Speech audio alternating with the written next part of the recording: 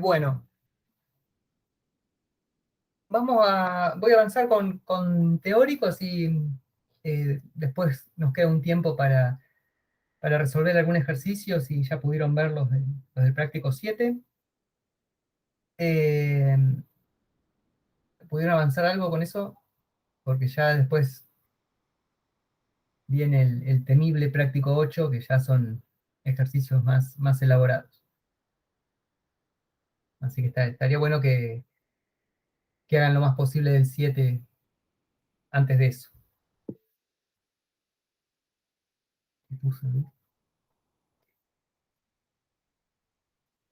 Y eso que los dividí en dos este año, el 8. Tenía 14 ejercicios el cuatrimestre pasado. Y cada uno una carilla.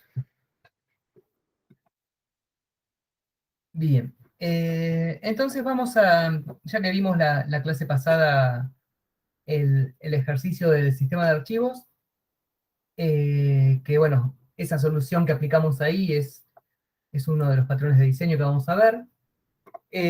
Vamos a hacer una presentación, una introducción a lo que son los patrones de diseño, ¿sí? Y bueno, vamos a ver un poquito más formalmente ese patrón particular, que es el patrón Composite.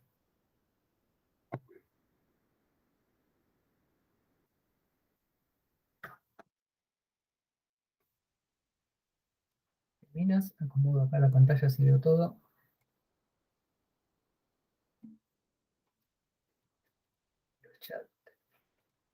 Bien. Bueno, entonces, como les decía, empezamos a ver los patrones de diseño, que es la segunda parte de la materia, ¿sí? Vamos a tratar de ver los más posibles. Ahora ya los tiempos nos empiezan a cortar porque con cada examen perdemos una clase, o sea, con parcial, recuperatorio y prefinal, perdemos una clase entera, ¿sí? Los damos para resolver en la clase completa, y en general después tenemos revisión, resolución, y bueno, no se puede avanzar mucho más en tema después del parcial, ¿sí? Así que tratamos de meter lo más posible antes del parcial. ¿Qué entienden ustedes por la palabra patrón, no? No patrón de la estancia, sino un patrón en general. ¿Qué es un patrón?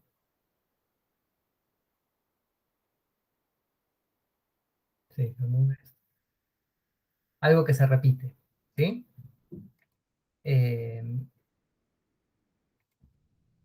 ¿Sí? Por ejemplo, ahí tenemos distintos patrones, ¿sí? de formas y colores, y tenemos patrones por todos lados, ¿no? Es algo que se repite de alguna manera siguiendo una regla determinada, ¿sí? Hay patrones por todos lados, de los animales hasta los campos en los juegos, ¿sí?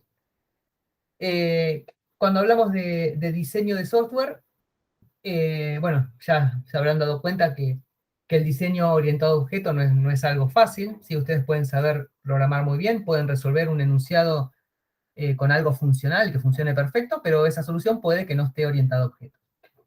La orientación a objetos no es la solución de todos los problemas, pero la idea del paradigma es que soluciona varios problemas que hacen que el diseño sea más fácil de mantener, de extenderse y de comunicar. Y justamente a esta parte de la comunicación también es a lo que apuntan los patrones de diseño, ¿sí? Porque lo que hacen es estandarizar la forma de resolver un problema de tal forma que si yo después quiero aplicar la misma o el mismo estilo de solución a un problema diferente, entre desarrolladores yo le puedo decir, mira, en este problema o en esta parte del diseño que tenés que implementar, aplica el patrón composite, o aplica una estrategia, ¿sí? Y con solo decirle el nombre del patrón, el otro desarrollador ya va a entender implícitamente, va a tener en la cabeza un conjunto de clases que va a tener que crear, implementar, y cómo relacionar esas clases eh, para que provean la solución al problema que están implementando.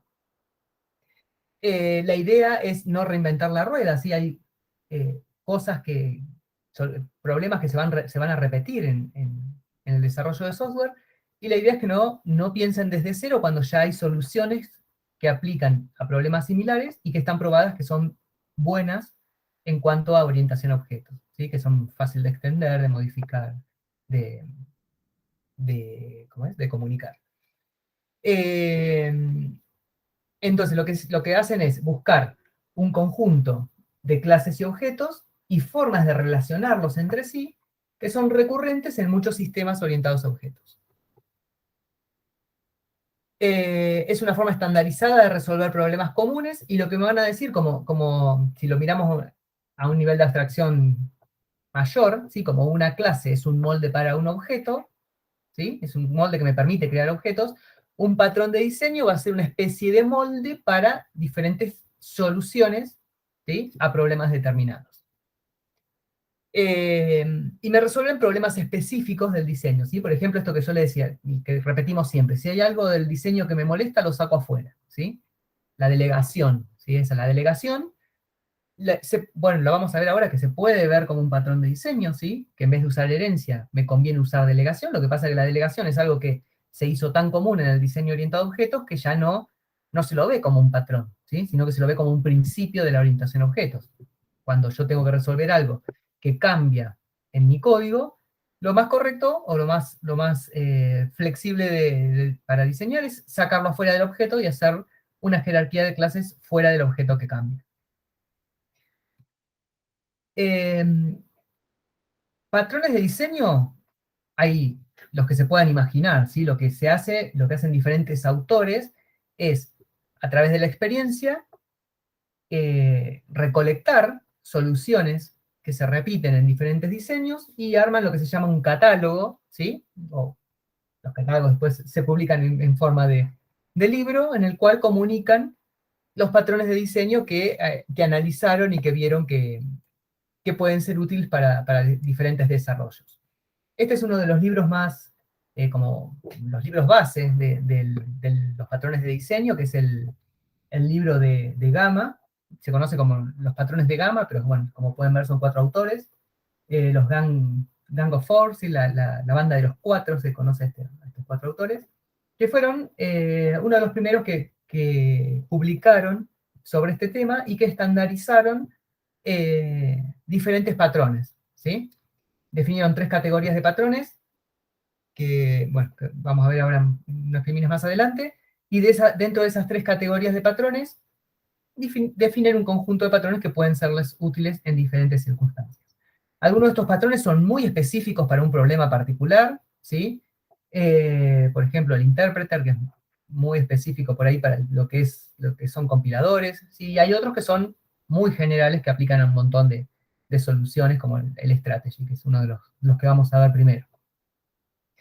Este libro es viejito, es del 94, está disponible en español y en inglés. Si lo buscan, lo van a encontrar fácilmente en internet para descargar. Eh,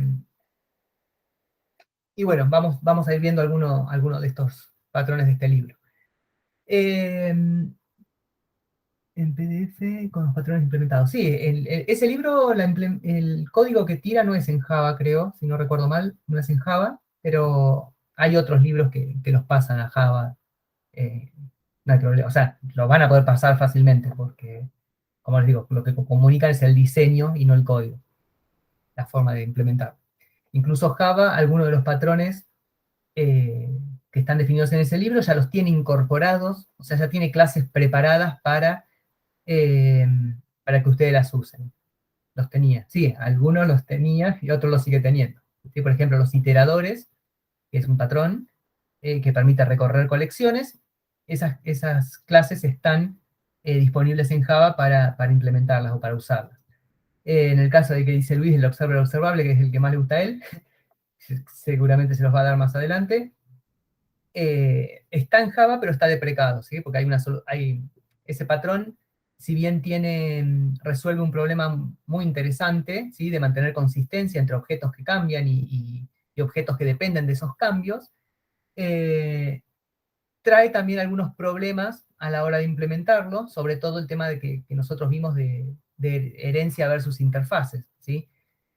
Una de las clases que interviene en el patrón es una clase concreta, y eso me trae problemas a la hora de, si yo quiero que lo mismo que vimos cuando cuando vimos interfaces, si yo tengo una clase que ya hereda de otra, entonces se me complica heredar de la clase que implementa este patrón. Entonces hay otro tipo de soluciones que me permiten manejar el mismo problema o atacar el mismo problema con otro tipo de solución, ¿sí? Que no es con observable. En Angular vimos observable. Puede ser. Sí, la idea es que un objeto cuando cambia, notifica a todos los objetos que están interesados que cambiaron. Y cada objeto hace lo que tenga que hacer con esa información, ¿sí? Es la base del, claro, del Model View Controller. Es la parte de Model View, ¿sí? El modelo sería el observable y la vista sería el observer. Cuando algo en el modelo cambia, la vista se actualiza, ¿sí? Esa es la idea.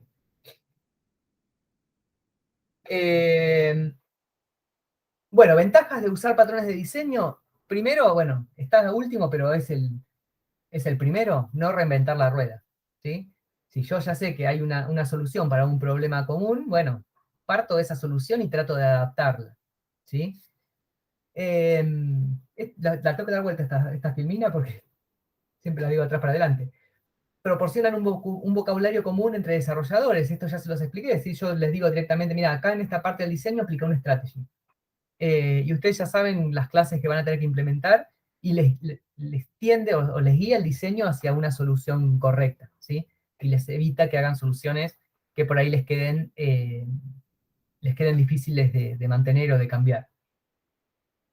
Condensan y simplifican el aprendizaje de buenas prácticas, ¿sí? Si ustedes usan los patrones, en general van a estar aplicando buenas prácticas de orientación a objetos, ¿sí? Entonces, es como que les estructura la cabeza de una forma, pero al principio les van a parecer horribles, difíciles de aplicar, no van a saber dónde meterlos, lo van a querer aplicar en todos lados y eh, no se aplican en cualquier circunstancia, así es el dicho que siempre dice Luis, les dan un martillo y ven clavos por todos lados, ¿sí? Vamos a ver el patrón, bueno, el patrón, el composite lo van a ver por todos lados, porque va a estar por todos lados ahora, eh, pero otro tipo de patrones por ahí se aplican en algunas situaciones muy particulares y ustedes lo van a forzar a aplicarlo para otro lado en otras circunstancias porque piensan que hay que aplicarlo y ahí es donde meten la pata, ¿sí? Porque ya eh, complican el diseño o sobrediseñan, ¿sí? Que es otro de los problemas que pueden traer. No sé si tengo una filmina, no me acuerdo, no tengo una filmina de desventaja, pero a veces lo que pasa es que hacen un sobrediseño del problema, ¿sí? Lo dejan tan flexible, ¿sí? Lo quieren dejar tan flexible que se pierde la esencia de lo que quieren implementar. Entonces, no sé, por ejemplo, están implementando un sistema eh, de un videoclub, ¿sí? Y le queda tan flexible que les puede servir hasta para un kiosco, ¿sí? O bueno, o algo más general. Y se pierde claro, se pierde la legibilidad, ¿sí? Porque quedan con nombres tan abstractos los objetos que después cuando lo quieren implementar no saben qué quiere decir cada cosa, ¿sí? Le empiezan a quedar elemento comparable, elemento abstraíble, elemento, ¿sí? Y es difícil de leer porque después lo que hablamos de la brecha semántica al principio, ¿sí? La idea es que cuando ustedes lean, se entienda de lo que, cuando ustedes lean el código, un código, se entienda lo que están implementando. Y si están usando todo objeto, elemento, que puede ser cualquier cosa, ¿sí? No les va a quedar legible. Eh,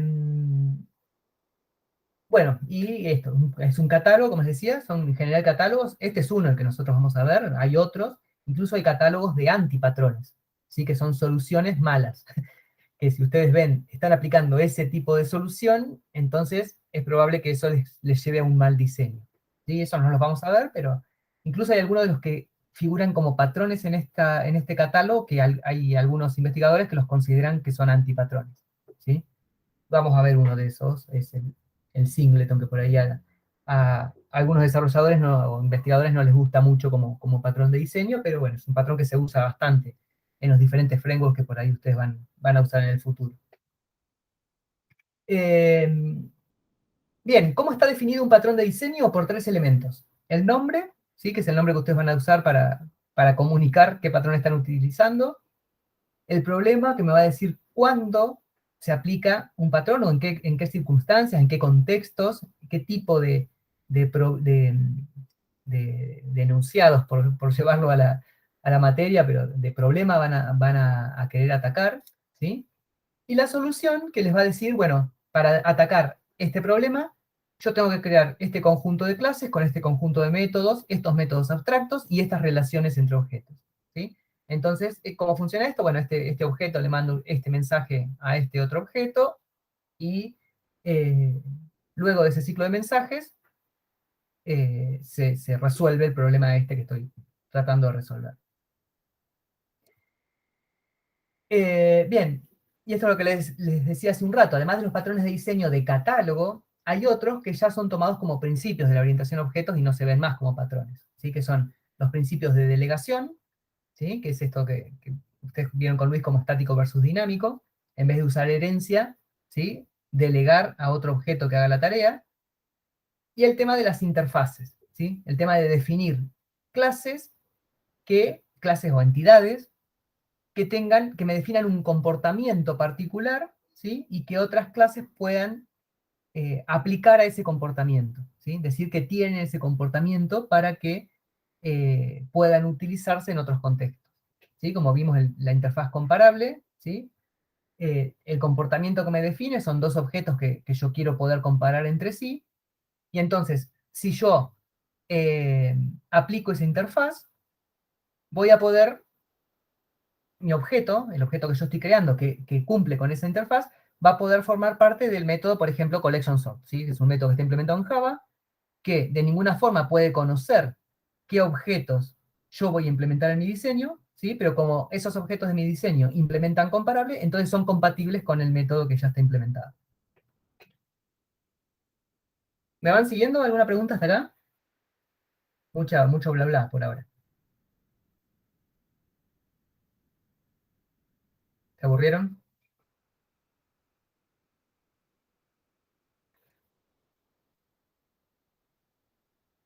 Bien, vamos a ver entonces a repasar, porque esto ya lo vimos, cuáles son estos principios de delegación y de interfaces, cuándo son útiles aplicados. El principio de delegación, ¿sí? Lo voy a aplicar cuando quiero extender y reutilizar funcionalidad de una clase, pero sin usar herencia. ¿Por qué? Porque la herencia es un concepto muy fuerte que me ata el diseño, ¿sí?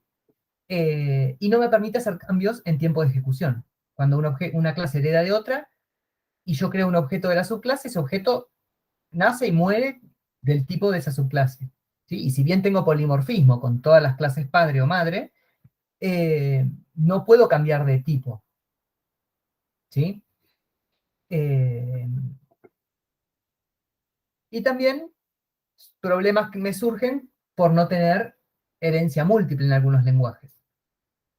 Y muchas veces puede pasar que, como es este caso del ejemplo, que yo estoy usando herencia múltiple mal. ¿Sí? Por ejemplo, que también, bueno, si bien Java no tiene herencia múltiple, esto podría aplicar para el tema de las interfaces. Fíjense que tenemos una clase C, ¿sí? Necesito que tenga este método A1, me sirve este método A1 de la clase A, ¿sí? Y me sirve este método B1 de la clase B. Pero estos dos métodos que tiene la clase B no me interesan, solo me interesa el B1. ¿Sí? Entonces, en ese caso, ¿está bien que C herede de la clase B si no necesita estos métodos?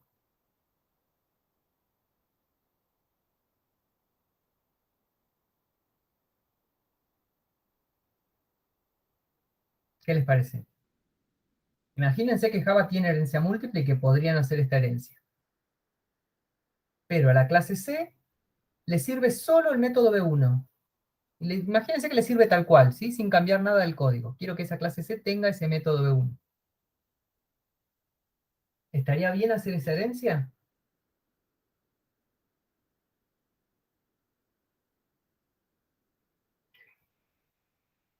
La pausa, me tomo un mate. Y si le sirve solo a B1, no, porque tendría que implementar también B2 y B3. No, porque pensá que las clases A y la clase B son concretas. No las pienses abstractas. El método B2 y B3 está implementado, pero no me interesa. Solo me interesa o me sirve, o voy a usar solo el B1. El B2 y el B3 no los voy a usar en la clase C. ¿Qué pasa cuando yo hago herencia? ¿Puedo elegir qué métodos voy a heredar? ¿Y por qué no directamente B1 lo pones en la clase A? No, a ver, estas clases ya están en mi diseño. Si ustedes piensen que cuando se pongan a programar en serio en Java, ¿sí? Van a usar por ahí algún framework, ¿sí? Que ya trae clases implementadas y ustedes se tienen que colgar de ese diseño, ¿sí? Que es lo que deben estar haciendo seguramente en web. Entonces, estas clases están definidas así. Imagínense que están en un framework que ustedes necesitan usar. Y ustedes necesitan una clase, esta sí, la clase C sería una clase de ustedes, que les sirve el método A1 de la clase A y el método B1 de la clase B. Pero no le interesa o no le sirven estos métodos B2 y B3. Entonces, como yo programador nuevo, creo, necesito este método y este método, ¿qué hago? Lo más simple, heredo de los dos. ¿Sí? Así tengo esos dos métodos en mi clase. ¿Sí? Esto es lo que por ahí intentaría hacer un programador sin experiencia en el uso de objetos. Pero ¿qué problema tengo cuando yo hago una herencia de una clase? Pero estás también incluyendo B2 y B3. Claro, ese es y el no te tema. interesa usar eso. Ese es el tema, lo que dice Matías. Cuando yo hago una herencia, no puedo elegir que quiero solo el método B1, ¿sí? Al No hacer te una entendía el problema. me traigo todo, me traigo los métodos y me traigo el estado, o sea, los atributos definidos acá. ¿Sí? Entonces, ¿cómo cambia este diseño para que esta clase C que yo estoy usando, que yo estoy creando, pueda usar este método A1 y pueda usar este método B1? Si veo que la herencia no me sirve. En realidad el problema está en la clase B, ¿no? La clase A me sirve completa. Porque acá tengo el método A1, bueno, el método S me sirve completo. Por ahí le quiero hacer algún cambio, pero bueno, se lo puedo hacer en la herencia. El tema es el método B1, que solo me interesa el método B1 de acá y estos dos no. Entonces el problema es que esta herencia... estoy señalando en la otra pantalla. Este método A1 me sirve, ¿sí? Y este método B1 me sirve, pero estos no. Entonces, a ver si acá tengo un lapicito. Entero. Lo que está mal en este diseño, si estos dos métodos no me sirven, es esta herencia. ¿Sí? ¿Y cómo soluciono eso? La respuesta está acá. Pero ¿cómo uso delegación? ¿Cómo sería el mecanismo para usar el método B1 desde la clase C? Es más fácil de lo que se imaginan. Directamente le pedís al objeto de la clase B con el B1 Claro, pero ¿a qué y que objeto? te lo retorne. ¿A O qué sea, objeto? desde la clase C Sí, vos vas a tener un objeto que pueda usar el método B1 sí. y que te retorne lo que vos necesitas, Bien. ¿Y quién sin es? tener que implementar, sin tener que traer todo desde la herencia. Te Perfecto. lo delegás, se lo Está pedís a la bien. clase B. Entonces, ¿qué tengo que tener en la clase C como atributo? Como atributo, bueno, dentro del método, depende de cuánto lo necesite. Para poder llamar al método B1 de la clase B, ¿qué necesito? Un objeto de la clase. Un Necesito un objeto objeto de la clase B, o sea de que la clase acá B. voy a tener que declarar un objeto de la clase B. ¿Sí? La idea sería que el método, que la clase C, bueno, herede de A porque este comportamiento eh, va a ser parte de C, pero en vez de heredar de B, uso. ¿Sí? Y ese es un error bastante común, que ustedes usan herencia, ustedes no, en general, usan herencia cuando en realidad, implementan, perdón, herencia, cuando en realidad quieren usar algún método de otra clase. ¿Sí? Entonces, el método B1 lo voy a agregar a la clase C, pero voy a invocar a B1, ¿sí? A partir de un objeto de la clase B. Ahí estaría un poquito el código. En la clase C, que extiende de A, tengo un objeto de la clase B, ¿sí? Lo guardo, por ejemplo, en el constructor. Esto puede variar, depende de si este objeto es un atributo de clase o es un atributo temporal que tengo por acá, ¿sí? Y cuando quiero usar el método B1, yo se lo agrego a la clase C, ¿sí? Y delego, le paso la pelota, que es lo que venimos haciendo siempre, la implementación del método B1 a ese objeto. ¿Sí? Esto de nuevo, a usar con cuidado, no se puede usar siempre, porque si yo quiero polimorfismo entre la clase C y la clase B, fíjense que no hay polimorfismo, ¿sí? Porque no tengo padre común. Entonces, bueno, ahí ya si necesitara polimorfismo, la solución es más compleja, ahí ya tengo que usar interfaces. ¿Se entiende eso? Esto me sirve si lo único que me sirve es la implementación de un método. Entonces, bueno, lo uso. ¿Qué es lo que ustedes usan cuando en una clase de ustedes utilizan, por ejemplo, el ArrayList o utilizan localDate? ¿Sí? Lo usan porque les sirven los métodos que definen esos objetos. ¿Sí? Ventaja, bueno, reemplaza la herencia múltiple. En realidad no es que reemplaza la herencia múltiple, sino que cuando está mal usada la herencia múltiple, eh, se usa cuando una clase que hereda de otra quiere ocultar métodos heredados. ¿Sí? Si yo quiero ocultar métodos heredados, entonces lo más probable es que la herencia esa esté mal. Tengo que usar delegación y no herencia. ¿Sí?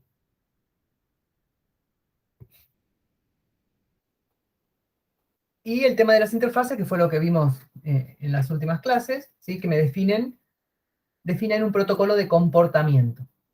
¿Sí? Independientemente de dónde vaya a ser utilizado. Cuando uso interfaces, entonces, la idea es que los métodos que defino en la interfaz van a ser implementados en objetos que por ahí no tienen nada que ver entre sí, ¿sí? Pero sí tienen en común un método, un par de métodos, ¿sí? Una parte de su comportamiento. Entonces, lo que me permite desacoplar es el comportamiento, ¿sí? De la clase que implementa ese comportamiento. Como vimos, el comparable, ¿sí? Me separa lo que es la comparación en sí, lo pongo en una interfaz para que yo pueda definir objetos de tipo, por ejemplo, comparable, pero cómo se comparan los objetos está definido en el objeto que implementa esa interfaz, ¿sí? En la persona, en el alumno, en lo que sea, la figura. Entonces, por ejemplo, tengo una clase X, ¿sí? Las pongo así con nombres abstractos para no ser tendenciosos con nada, que lo que quiero hacer es imprimir una estructura. Una estructura, por ejemplo, una lista o un vector, es lo que vieron hasta ahora. Entonces, ¿cuál sería el esqueleto para imprimir una lista?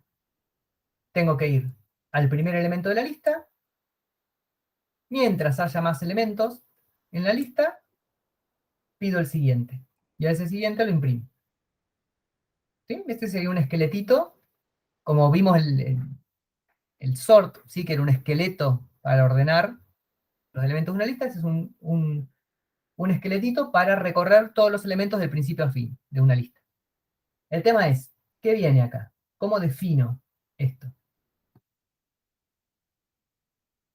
¿Sí? ¿Qué le voy a poner? ¿De qué tipo va a ser la estructura?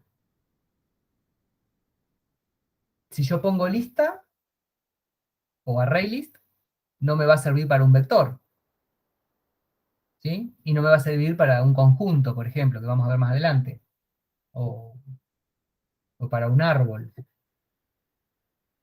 o para un objeto que definan ustedes, por ejemplo, no sé, un padrón electoral, que quiero recorrer una lista de personas alfabéticamente.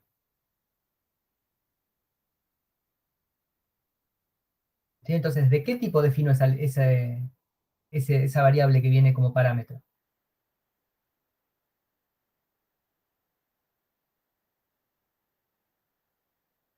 ¿Qué les parece? ¿Object tiene estos métodos? No, es una clase que vos hiciste justamente esos métodos. Y la primera que dan más. Claro. Object no me sirve. Está bien lo que decía Object, bueno, es lo primero que uno piensa, ¿no? Le quiero pasar cualquier tipo de objeto, le mando Object. El problema es que Object no tiene estos métodos que yo quiero que tenga. ¿Sí? ¿Se acuerdan cuando vimos el collection sort? ¿Qué necesitaba para ordenar elementos? Necesitaba poder comparar, que tengan un método comparate con otro objeto. Acá yo necesito definir un tipo particular de objeto que tenga estos tres métodos. Entonces, ¿qué hago? Como no hay un método que tenga estos tres, bueno, sí hay en Java, pero no importa, que lo sepan, yo necesito definir un tipo de objeto en el cual todos los objetos que quieran poder recorrerse, van a tener que implementar. ¿Sí? De la misma forma que yo, si quiero usar el sort, estoy obligado a implementar comparable, ¿sí? Que implementan todos los objetos que quiero que se puedan comparar. Acá yo necesito definir un tipo de dato un nuevo tipo de objetos que van a implementar todos los objetos que se quieran poder recorrer. ¿Sí? Ir al primero, hay más elementos, dame el siguiente. Entonces, ¿qué hago? Defino, por ejemplo, una interfaz recorrible, por darle un nombre, que tenga esos tres métodos. Entonces, la clase X, esa que tenía definida antes, ¿qué recibe como parámetro? Un recorrible. Al recibir un recorrible, yo ya estoy seguro que va a tener estos tres métodos. Pero después, si esto es una interfaz, obviamente no le puedo pasar un objeto de este tipo, porque no, acuérdense que las interfaces son como clases abstractas a las cuales no las puedo instanciar por sí mismas. No les puedo hacer un new recorrible. ¿Sí? Pero sí puedo crear una clase, cualquier clase, que implemente esta interfaz. ¿Sí? Entonces, imagínense que ustedes tenían una clase propia que se llamaba padrón, que internamente tenía una lista de personas, ¿sí? Y que las quieren poder recorrer con este esqueleto. Entonces, ¿qué hacen? Ese padrón implementa recorrible y ustedes manejan cómo se implementan estos tres métodos. Para ir al primer elemento, ¿sí? Para ir viendo si me quedan más elementos sin recorrer o por recorrer, y para ir obteniendo cuál es el siguiente elemento que voy a ir recorriendo. ¿Se entiende? Entonces, la clase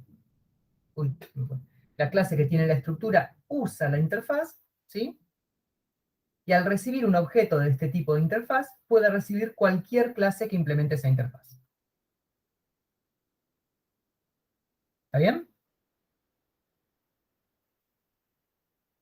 Bueno, ahí está la solución. Definir los parámetros de un tipo de interfaz, y todas las instancias que quieran utilizar este comportamiento implementan directamente esa interfaz. Le dan código, le dan comportamiento a esos tres métodos que necesito. ¿Sí? Y esta clase obviamente confía en que estos tres métodos en los que se apoya, en los que requiere, están bien implementados en cada una de las clases que implementan esa interfaz.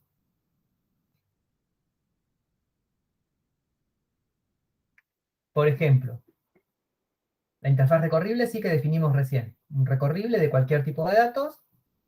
Defino un método void para ir al primer elemento, un booleano que me dice si quedan más elementos, y obtener el siguiente que me devuelve un elemento. Sí, está hecho con T para que sea genérica, para no poner una lista de strings, ¿no? Un recorrible de strings, un recorrible de entero. Entonces, después defino una clase propia, que se llama lista solo de pares, lista de solo pares, que implementa recorrible. Tengo un arreglo de elementos. Fíjense que acá tengo un atributo auxiliar que va a ser el cursor, ¿sí? Para poder yo implementar estos tres métodos, voy a tener que saber por qué posición voy recorriendo la lista. Y después, bueno, creo un arreglo con el cursor en 0, y cuando me agregan elementos, fíjense que yo controlo. Si es par, lo agrego. Si no es par, no lo agrego. ¿Sí? Bueno, para obtener un elemento de una posición determinada, y acá está la implementación de los métodos de la interfaz. ¿Sí? Cuando me dicen ir al primero, ¿qué digo? El cursor va al 0. ¿Sí? De la lista, imagínense que tengo una lista en la cual yo agregué diferentes elementos. ¿Sí? Cuando le digo ir al primero, el cursor se queda mirando el primer elemento. Después cuando le digo quedan más, ¿cómo sé si quedan más elementos? Y bueno, si el cursor no llegó al final de la lista. Ahí tengo una forma de implementar si quedan más elementos en esta clase. ¿Y cómo obtengo el siguiente? Bueno, lo primero que hago es decir, bueno, el cursor ahora apunta al siguiente elemento, no apunta más acá, y retorno el elemento de la posición anterior porque todavía no lo retorné a ese. ¿Sí? O me guardo en una variable auxiliar, avanzo y después devuelvo ese elemento. ¿Se entiende? Y con estos tres métodos me va a permitir recorrer esta lista de principio a fin, ¿sí? A partir de una clase cualquiera que recorra los elementos utilizando esa interfaz.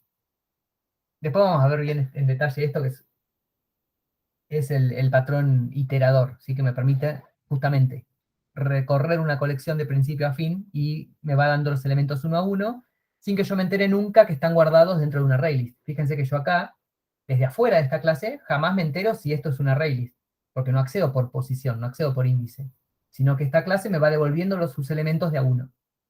Si el día de mañana yo esta clase la quiero implementar con un árbol binario, por ejemplo, ¿sí?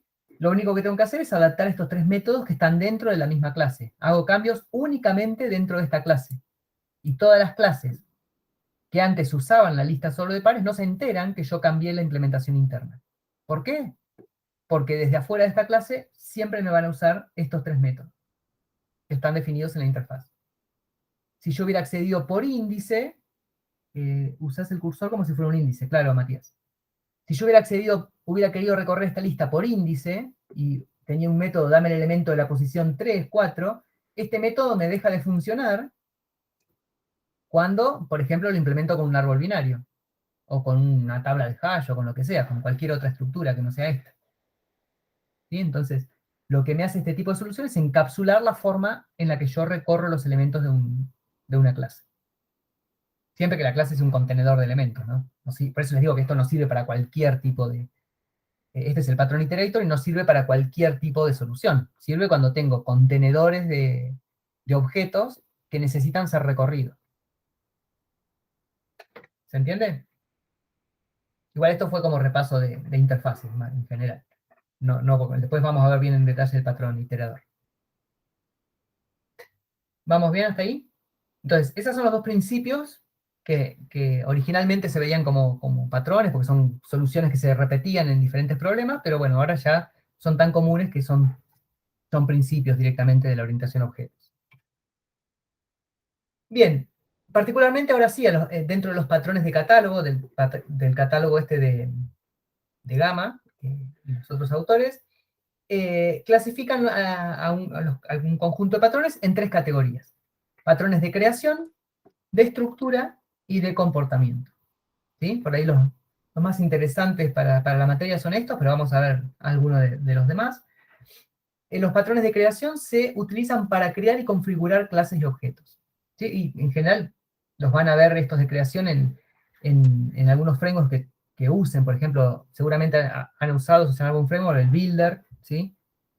O alguna factory method o factory class, que son clases a las cuales ustedes le dicen, créame un objeto con estas características, y la clase esa se encarga de generarles un objeto compuesto, ¿sí? A partir de un solo método. Los patrones de estructura se usan para desacoplar las interfaces e implementar clases y objetos. Lo que hacen es crear grupos de objetos o objetos complejos con determinadas características. ¿Sí? Un ejemplo de patrones de estructura es lo que hicimos con el sistema de archivos, en el cual tenemos objetos simples y objetos compuestos que se relacionan entre sí, porque los compuestos pueden tener simples y compuestos en su interior. ¿Sí? Lo vamos a ver también en más detalle. Y los patrones de comportamientos son por ahí los más interesantes, porque se enfocan en la interacción entre los objetos, y cómo se comunica un objeto con otro, ¿sí? O una clase con otra, para dar una solución, cómo colaboran entre sí para dar una solución común, una solución a un problema particular. Y a su vez, bueno, dentro de cada clase, estos son los patrones que define el catálogo. No llegamos normalmente a leerlos todos, y algunos tampoco se usan demasiado, son muy particulares, como les decía, ¿dónde está el intérprete? Es muy particular de lo que son compiladores o lenguajes, entonces no tiene mucho sentido hacerlo, pero bueno, verlos. Este seguramente lo vamos a ver, este lo vamos a ver, de estos por ahí son los más usados, este también, este también, este también. Este no alcanzamos a verlo, pero es muy sencillo, porque lo podemos ver medio por arriba. Lo que hace es, cuando tengo una clase que tiene muchos métodos, ¿sí? Y de todos esos métodos, otra clase, o se pueden definir subconjuntos de métodos, ¿sí? O agrupar ese conjunto grande de métodos por funcionalidad, lo que se hace es crear, facade significa fachada, ¿no? Entonces imagínense una clase que tiene muchísimos métodos, ¿no? Pero no sé, por ahí estos se usan para una cosa y estos se usan para otra. Entonces, ¿qué hago? Defino una clase fachada que solamente me muestra estos cuatro métodos. ¿sí? Internamente lo que hace es llamar a estos. Pero mi cliente utiliza la fachada y no conoce a todos los demás patrones, perdón, los demás métodos. Es una forma de simplificar una interfaz. Cuando hablo de interfaz hablo de conjunto de métodos, ¿sí? Método template ya lo han estado usando. Este es otro que está puesto como un patrón, pero ya es bastante común. Que es cuando ustedes usan dentro de un método concreto, llaman a un método abstracto, ¿sí? Este es muy sencillo. Cadena de responsabilidad, lo vimos implícitamente también en los comparadores compuestos. Cuando un comparador no puede resolver si dos objetos son iguales, ¿qué hace? Le pasa la responsabilidad de resolver ese problema a un siguiente objeto de una cadena, ¿sí? Así hasta que algún objeto resuelva o no haya más objetos en la cadena. Esa es la idea del patrón de cadena de responsabilidad. Eh, el comando es lo que hace es encapsular en un objeto justamente un comando particular, ¿sí? Por ejemplo, cuando ustedes definen qué acción se ejecuta cuando hacen clic en un botón, o qué acción se ejecuta cuando seleccionan un ítem de un menú, ¿sí? Eso está encapsulado en un comando, y le pueden cambiar el comando o hacer una jerarquía ahí de clases para cambiar el comportamiento, dependiendo de algunas condiciones. Iterador es este que vimos antes, que permite recorrer, sí, eso me había olvidado, hacer o deshacer el comando, ¿sí? El undo y el redo, que ahora ya está en todas las interfaces, en las interfaces gráficas, ¿no? Se hace con ese comando. Como un comando sabe cómo ejecutar una acción, también sabe cómo deshacer esa ejecución de esa acción. ¿Qué otro? El memento, por ejemplo, es como una fotografía. Se me fue el cursor. A ver, ¿dónde lo tengo? Este es como una fotografía del estado del sistema en un momento determinado. ¿A qué les hace acordar eso? Bueno, no sé si lo usan, yo no lo uso nunca, pero cuando hacen, por ejemplo, los puntos de restauración del sistema operativo, ¿sí? Entonces, lo que hace ese patrón es saca una foto al estado de un objeto, lo guarda, y entonces puedo volver a ese punto, ¿sí? Si hubo un error o un... Sí, está buena la peli esa. Rara. El patrón observer, el preferido de Luis, que se los va a explicar él seguramente más adelante. Eh, estos dos son muy parecidos en cuanto a diseño, pero lo que cambia es la intención que tienen. El que miraba, no, Memento no era el que se tatuaba, Luis, se tatuaba, porque se olvidaba, tenía memoria a corto plazo. Tenía fotos también, si buscas en la cosa está la foto. Ah, bueno, justo hacía eso que decías vos de las fotos. Perdía la memoria hasta una foto, entonces con la foto lo trataba de recordar. Me olvida, sí. Eh, les decía, estos dos son muy, muy similares en cuanto al diseño. Si ustedes ven el diseño de clases de uno y del otro, son casi iguales, pero lo que cambia es la intención. La estrategia lo que hace es encapsular un comportamiento que pueden cambiar en tiempo de ejecución, ¿sí? Un algoritmo, y el estado lo que hace es que el comportamiento del objeto cambia de acuerdo al estado en el que está, ¿sí? Entonces, si yo le mando un método a un objeto, el mismo método, no sé, calcular sueldo, y está en un estado particular, va a ejecutar va a ejecutar un comportamiento para ese calcular sueldo, pero si está en otro estado, va a ejecutar otro comportamiento. Y en general se genera una máquina de estados en la cual después de un estado pasa a otro, y después lo vemos, si llegamos en más detalle. Y este que se utiliza para recorrer estructuras, hay algo parecido a un visitor en el último ejercicio del práctico 7, no sé si alcanzaron a verlo. Es bastante interesante este patrón. Lo que hace el visitor es eh, encapsula, bueno, un cálculo en un objeto, y ese objeto va recorriendo una estructura y ejecutando el cálculo por toda la estructura, ¿sí? Es bastante complejo de aplicar y tampoco queda tan flexible la solución porque tenés que agregar un método dependiendo del tipo de objeto que visites. Entonces te queda una solución flexible por un lado, pero claro, muy atada a la estructura por el otro, ¿sí? Si tengo diferentes tipos de objetos en la estructura, voy a tener un método para visitar cada tipo de objeto de esa estructura. Entonces, bueno, por ahí gano flexibilidad por un lado, pero la pierdo por otro. Bueno, es un pantallazo general de alguno de estos patrones. Bueno, esto es un resumen de lo que ya les hablé en la filmina anterior. Los patrones de creación, como su nombre lo indica, solucionan o facilitan la tarea de creación o de instanciación de objetos. ¿Sí? Se usan cuando yo quiero crear un objeto complejo, entonces me simplifican esa tarea. Hacen hincapié en la encapsulación de la lógica de la instanciación, ¿sí? Ocultando los detalles concretos de cada objeto, y permite trabajar con abstracciones. ¿Sí? Entonces yo, por ejemplo, para hacer una pizza tengo que hacer la masa, tengo que hacer la salsa y después ponerle la salsa arriba de la masa. Pero dependiendo de si quiero una pizza napolitana, ¿sí? La masa va a tener ciertas características y la salsa va a tener otras. Pero el procedimiento de crear una pizza es siempre la misma. Es amaso, hago la salsa, pongo la salsa sobre la pizza. Y le pongo los toppings, ¿sí? Lo que le quiera poner arriba.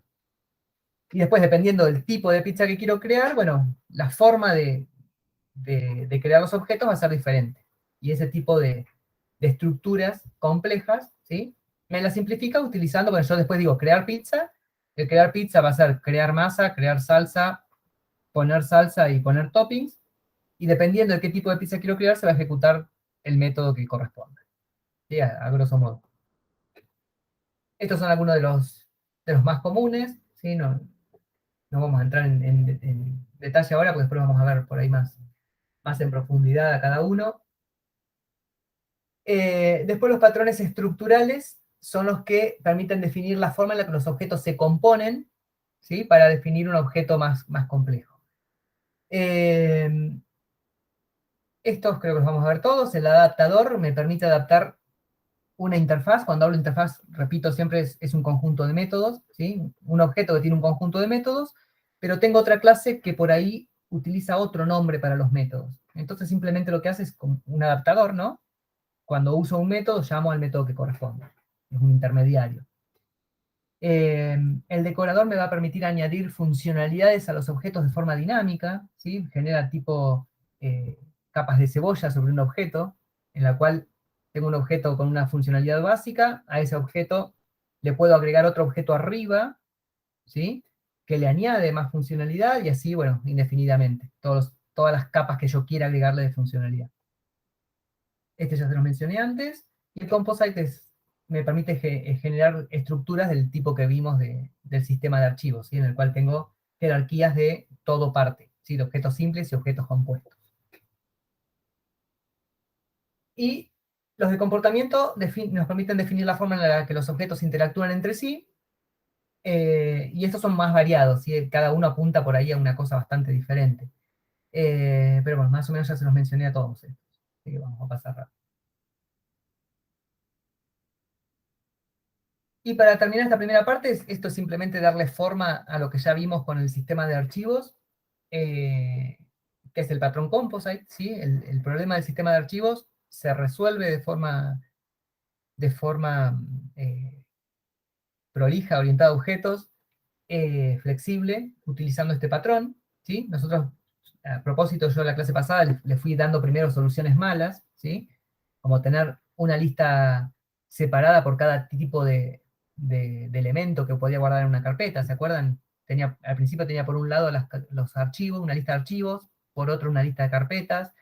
Ahora cuando quería hacer accesos directos tenía que agregar una lista nueva, ¿sí? Cuando en realidad todos esos objetos tienen métodos en común, y yo puedo abstraer el comportamiento general de la clase compuesta, que en el caso del sistema de archivos era la carpeta, delegando la solución de cada servicio a los objetos particulares, a los objetos simples, ¿sí?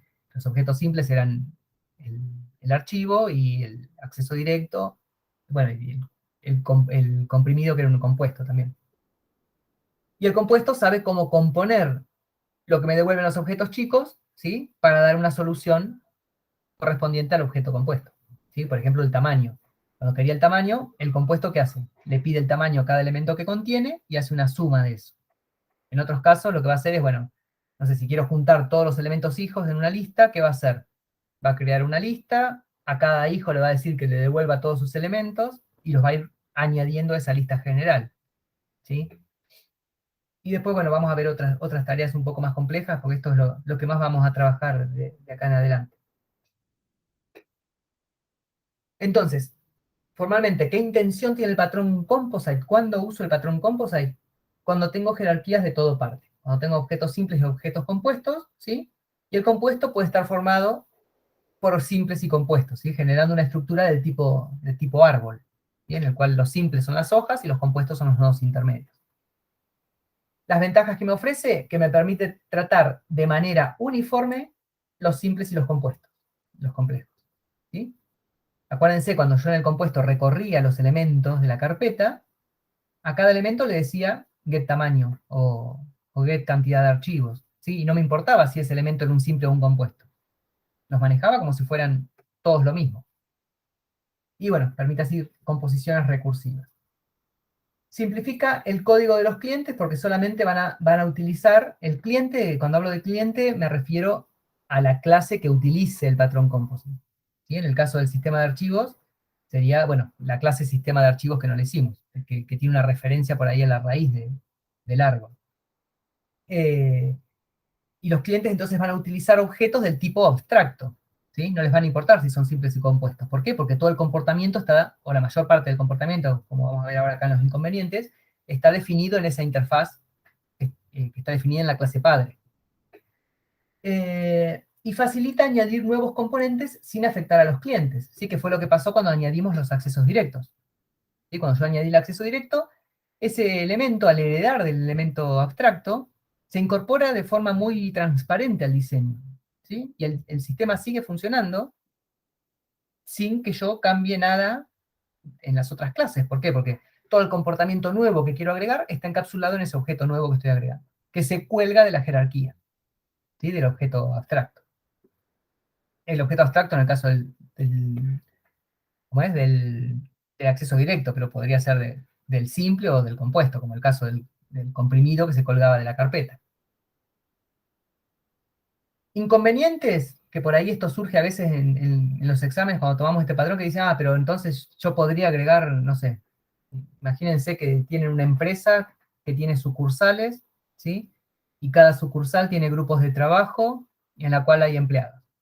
Entonces, ahí yo lo que tengo que abstraer, que tengo elementos compuestos, que la empresa es un elemento compuesto, la sucursal es el mismo tipo de elemento compuesto probablemente, y el grupo también es el mismo tipo de elemento compuesto. ¿Por qué? Porque todos agrupan empleados, ¿sí? Pero entonces me dicen, y bueno, ¿pero qué? ¿Entonces me permitiría crear una empresa dentro de un grupo? Y bueno, si esa es una inconveniente del patrón, ¿sí? Porque yo abstraigo lo más posible, entonces después ese tipo de relaciones de que una empresa no debería poder estar dentro de un grupo, queda fuera del patrón, ¿sí? Ahí ya le queda como responsabilidad al cliente o a la persona que utilice el patrón de hacer las cosas bien, ¿sí? Ustedes con este diseño dan un modelo flexible para armar esa estructura compleja, ¿sí? Pero el patrón no me permite restringir el tipo de los hijos que se agregan al compuesto. Y yo no podría restringir que en una carpeta no puedo agregar accesos directos, porque ahí ya el patrón pierde toda la transparencia que tiene originalmente. Y otro de los problemas es esto de país, provincia, ciudad. Ah, ese es un ejemplo que vieron por ahí en los prácticos anteriores, ¿sí? País, provincia y ciudad. Si un país es un conjunto de provincias, pero que a su vez pueden tener ciudades, porque por ejemplo la ciudad de Buenos Aires es una ciudad que no depende de una provincia, está directamente depende del país, ¿sí? Y la provincia es una lista de ciudades, entonces yo defino como compuesto país, provincia, ¿sí? Como un mismo objeto. Y como ciudad el simple. Pero entonces yo podría crear un país Argentina y ponerlo dentro de un compuesto que se llame Buenos Aires. Y bueno, sí, pero ahí depende de la semántica que ustedes le están dando a los objetos que crean, ¿sí? Pero ya no está a nivel de diseño. Me tomo un mate que me dice acá. Mate frío, feo, lavado.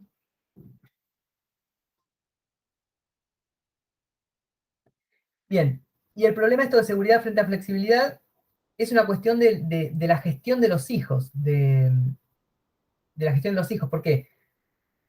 Yo el método, por ejemplo, agregar un elemento al composite, ¿sí? En el sistema de archivos. ¿Qué elemento tenía el método agregar elemento? Perdón, ¿qué entidad? ¿A qué tipo de objetos le puedo agregar elementos o eliminar elementos?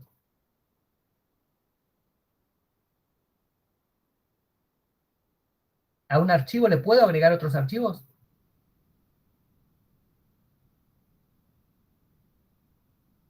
¿O solo a las carpetas le puedo agregar archivos o carpetas?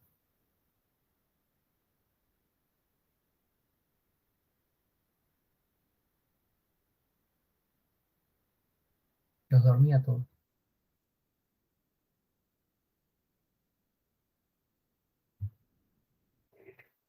En el caso del sistema de archivos, ustedes podían agregar elementos únicamente a las carpetas, ¿sí? A los archivos no le podía agregar elementos adentro. ¿Sí? Entonces, si yo quiero hacer el diseño lo más flexible posible, ¿sí? Entonces, esos métodos de agregar o eliminar elementos del compuesto tendrían que estar en la clase abstracta también puestos. Pero ¿qué pasa? En los simples eso no me sirve. Los voy a tener que implementar porque son métodos abstractos, pero con un comportamiento vacío, ¿sí? Entonces, ahí es donde entra el problema. En general, algunos autores dicen que, bueno, si quiero mantener transparencia, los métodos de agregar elementos tienen que estar en la clase abstracta. Y que el hijo simple, que no puede agregar subelementos, no los los implemente como que no hagan nada. Los implementen, pero con un código vacío. Es un método vacío. Un método sin cuerpo. No, sin cuerpo no, con cuerpo vacío. Sin cuerpo sería abstracto. Y otros dicen no. Si solo le puedo agregar elementos a los objetos compuestos, entonces es un método que tiene que estar únicamente en el compuesto. Y ahí pierdo flexibilidad. ¿Por qué? Porque el que usa el patrón tiene que saber cuáles son los objetos compuestos o tiene que hacer un casting, a carpeta, por ejemplo, en ese caso, para poder agregarle elementos en su interior. ¿Sí? Pero bueno, ese es un inconveniente del problema y ahí, en general nosotros preferimos que los métodos de agregado de elementos vayan únicamente en el compuesto, ¿sí? Entonces resignando un poquito de flexibilidad, pero haciendo el diseño más seguro. ¿Sí? Yo no permito que agregan de ninguna forma elementos a un objeto que no debería permitir agregar elementos, como el caso del archivo. ¿Se entiende? Pero bueno, hay otros que prefieren que la transparencia y que ese método esté definido también como abstracto.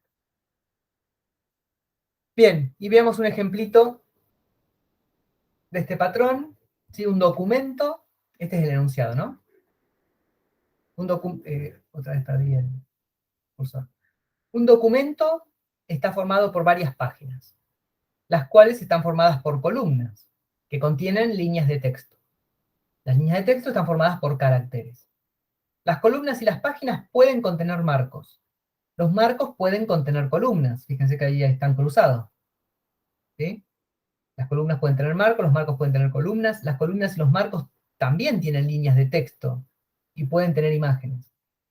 Entonces, si yo sigo este enunciado literalmente, me va a quedar un diseño con este embrollo, ¿sí? El documento está formado por páginas, la página puede tener columnas y marcos, las columnas pueden tener marcos y los marcos pueden tener columnas, las columnas pueden tener imágenes, las columnas pueden tener líneas de texto, las líneas de texto pueden tener imágenes, y las líneas de texto tienen caracteres. ¿Sí? Fíjense que es un diseño súper complicado cuando yo lo puedo, después, bueno, acá no hay métodos, ¿no? Pero seguramente cuando yo quiera implementar la funcionalidad de todos estos elementos, ¿sí? Me van a quedar clases repetidas, ¿sí? Entonces, lo que yo tengo que abstraer acá es, si yo veo que tiene una pinta de un composite, ¿sí? Ahora que ya tengo una idea en la cabeza de qué es un composite, entonces, lo que tendría que ver si puedo abstraer es, primero, cuáles son los elementos compuestos y cuáles son los elementos simples. Y después, una vez que tengo identificado los elementos compuestos y los elementos simples, por ejemplo, acá, ¿sí? Tengo un documento abstracto en el cual tengo caracteres e imágenes que son como los terminales, ¿sí? Los cuales no les puedo agregar más elementos en su interior. Y tengo elementos compuestos que pueden ser las columnas, las páginas, los marcos y las líneas de texto. Entonces acá tengo el diseño que vimos en la clase pasada, que el compuesto está formado por documentos abstractos, ¿sí? Entonces, en un marco puedo tener en su interior cualquier tipo de elemento, carácter, imagen, columna, página, otros marcos incluso, líneas de texto, ¿sí? Y después miro todas estas clases, de acuerdo a la funcionalidad o a los métodos que tenga que implementar. ¿Realmente son necesarias todas estas? ¿O me va a quedar el mismo código repetido? Y eso obviamente va a depender del problema. Si me queda el mismo código repetido, manejo una sola clase compuesto y de esta herencia no va nada. ¿Sí?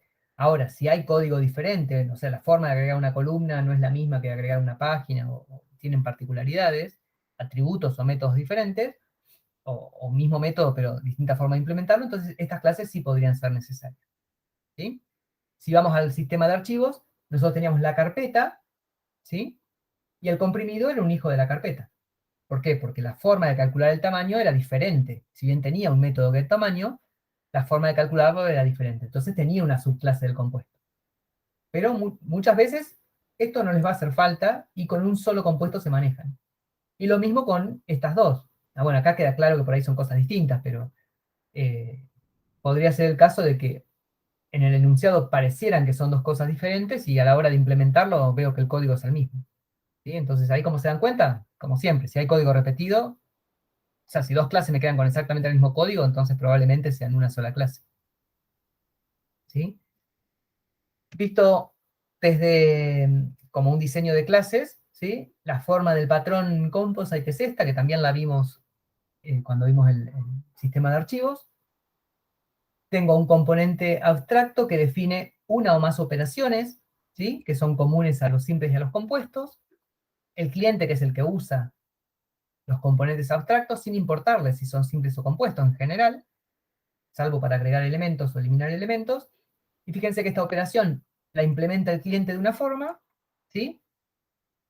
Y el compuesto tiene una lista de hijos, que la defino del tipo del componente abstracto, de tal forma que pueda agregar tanto simples como compuestos en esta lista de hijos. Y la operación, normalmente si ustedes vuelven al código de la clase pasada, van a ver que la implementación de las operaciones, ¿sí? Las operaciones que forman parte del patrón composite, ¿no? En el caso de la clase pasada era el getTamaño y el getCantidad de archivos, ¿sí? Que eran las operaciones comunes entre el simple y el compuesto. En el compuesto en general van a tener este tipo de solución. Un for por cada componente de los hijos, llamo a la misma operación, ¿sí? A la misma operación que estoy definiendo. ¿Por qué?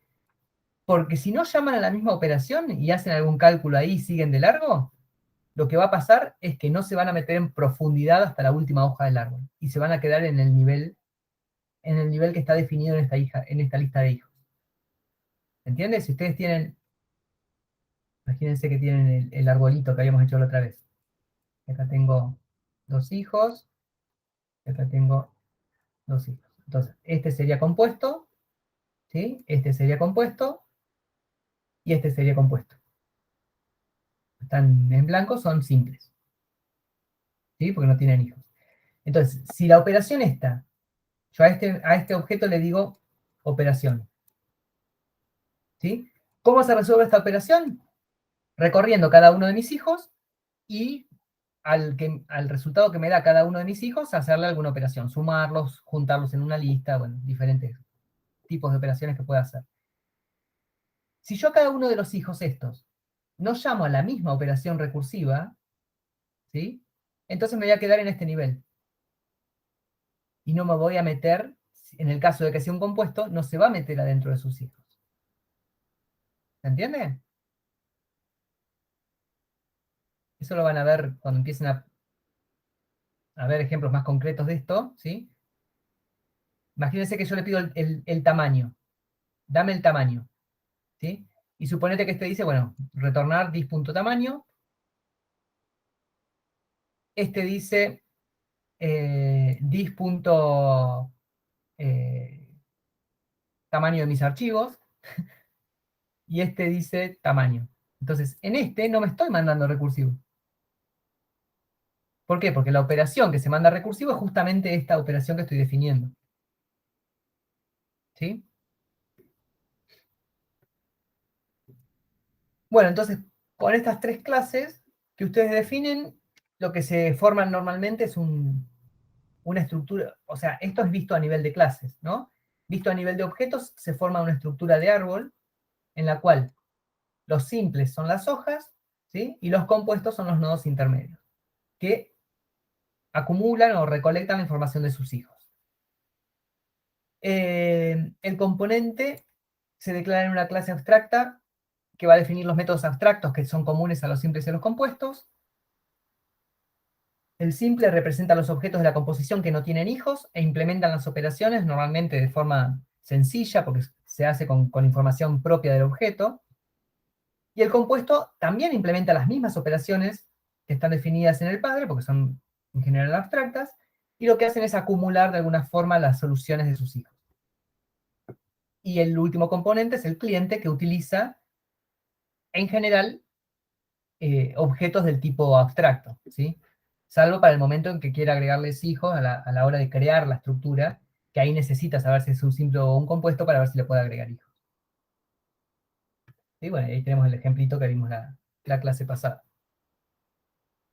En este caso tenemos las carpetas eh, como compuestos y los archivos como simples.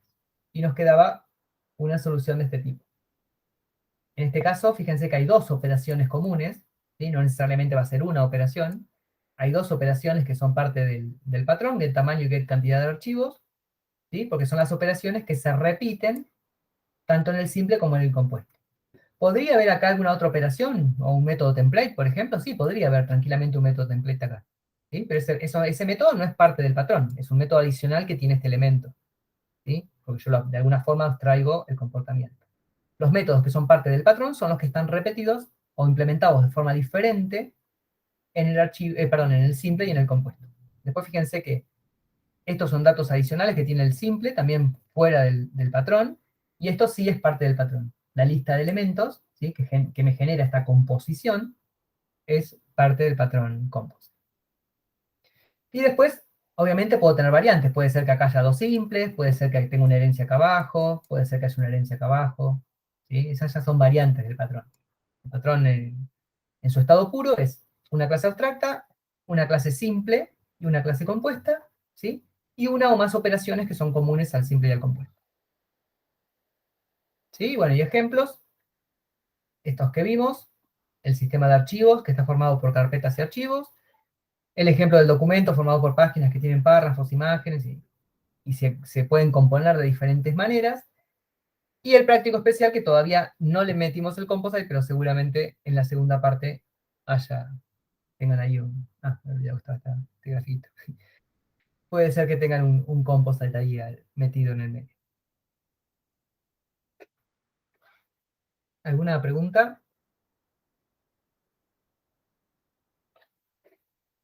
Intimida ahí el Mr. White. No sé, no, los perdí, me parece, los dormía todos. ¿Vivos? Sí, dormidos deben estar.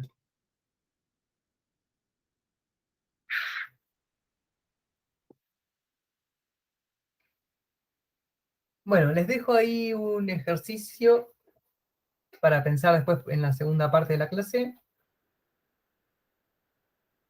Tendría que estar todo en una filmina, pero no me queda. Vamos a hacer un descansito, pero después vamos a seguir con esto. Es una empresa multinacional que tiene diferentes bueno, más o menos el ejemplo que les comenté antes. Que tiene diferentes sucursales, por ejemplo, la sucursal regional Argentina, España, etc. Las sucursales regionales están formadas por grupos de trabajo que están ubicados en distintas ciudades dentro de la sucursal regional. Cada uno de ellos se compone a su vez por cierto número de empleados, ¿sí? Y cada empleado tiene una especialidad y un sueldo. Y los servicios que van a tener que implementar son determinar la cantidad de empleados de la empresa, sucursal o grupo que tienen una especialidad determinada, la especialidad de un empleado, grupo, sucursal o empresa. En el caso de los grupos, sucursales y empresas, la especialidad es la especialidad que es mayoría entre sus miembros. Ese siempre queda horrible para implementar. Y obtener todos los empleados de una empresa, sucursal o grupo que tienen una determinada especialidad. Estos son los servicios. Si quieren les dejo ahí puesto por si en el descanso quieren empezar a plantearlo. Y voten entre ustedes un valiente que lo va a implementar para todos. Tiro la pelota y me voy a arreglar el mate. Volvemos. ¿Y 10 les parece? ¿Y cuarto?